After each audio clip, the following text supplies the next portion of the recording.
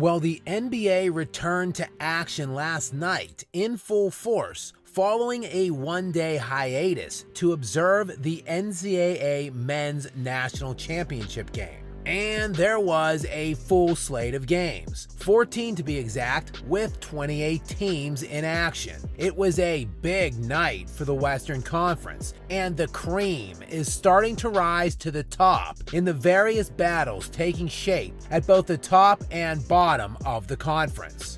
The Timberwolves, who are deadlocked with the defending champion Denver Nuggets for the 1 seed in the West, saw themselves fall into a baffling and massive early game hole when the 18.5-point underdog Washington Wizards jumped out to a 44-26 lead at the end of the first quarter. But the Wolves stormed back behind Anthony Edwards' career-high 51-point performance to beat the Wiz 130-121 and remain in a tie with the Nuggets with 3 games remaining and an enormous head-to-head meeting with the champs tonight. Another alarming score brought to us courtesy of the shorthanded Kings, who were on the road at Oklahoma City but found themselves up 64-45 at halftime. But just as in the Timberwolves game, the Thunder's up-and-coming transcendent young superstar Shai Gilgeous-Alexander showed them the way back, dropping 40 and leading the Thunder to a 112-105 victory to keep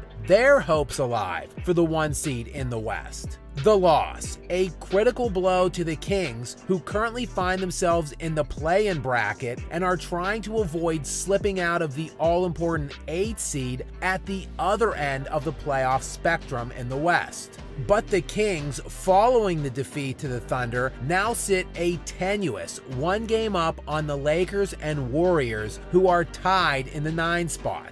And the two of them tied in that 9 spot after LeBron's failed little flu game heroics last night. The Lakers' true best player, Anthony Davis, missed the game with headaches and nausea, residual effects of the blow to the face he took Sunday against Minnesota. And Bron himself didn't even arrive to the arena until less than 2 hours before tip-off after missing shoot-around with alleged flu-like symptoms. But of course, LeBron would heroically suit up and promptly get blown off of the floor by the Golden State Warriors 134-120.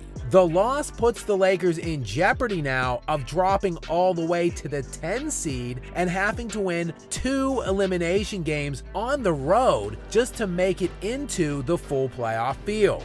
And rounding out that play-in bracket out west, joining the Kings, Lakers, and Warriors with only 2 to 3 games remaining across the league is the Phoenix Suns, who entered last night tied for the 6th seed at home, playing a badly shorthanded Clippers team without Kawhi Leonard or James Harden. The Suns, who had Durant, Booker, and Beal available, were 10.5-point favorites, yet found themselves down 37-10 at the end of the first quarter, while trailing by as many as 31 points in the game.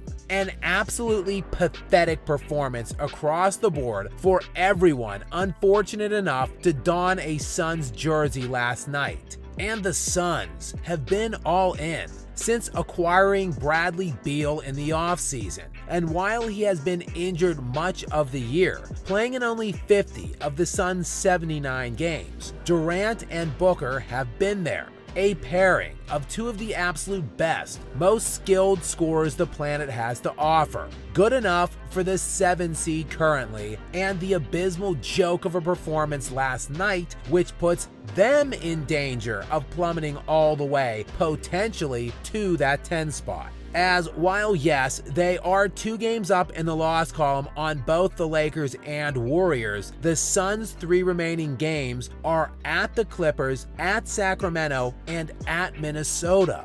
While the Pelicans, who are currently clinging to that 6th seed by a game, have a gauntlet remaining as well, with matchups at Sacramento, at Golden State, and home against the Lakers. So with all of these teams playing each other during the last 4 to 5 games of the season, realistically still a lot of movement can occur. But right now, it appears that the play-in bracket will likely contain the Suns, Lakers, and Warriors, 3 teams led by aging all-time greats. 3 teams that were allegedly all in for this season, and 3 teams that will have to fight for their lives in a single-game elimination tournament to even scrape into the bottom of the playoffs. While at the top of the standings, ascending young cores that look to be getting only stronger by the day and who are seeking to build their own legacies are poised to take over.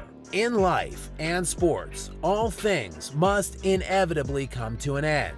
It appears as if the sun is setting on the players and the era that came to power in the decade of the 2010s. And since those players were the ones that ushered in the destruction of the NBA, perhaps this is the best news the sport of basketball as a whole could have ever hoped for.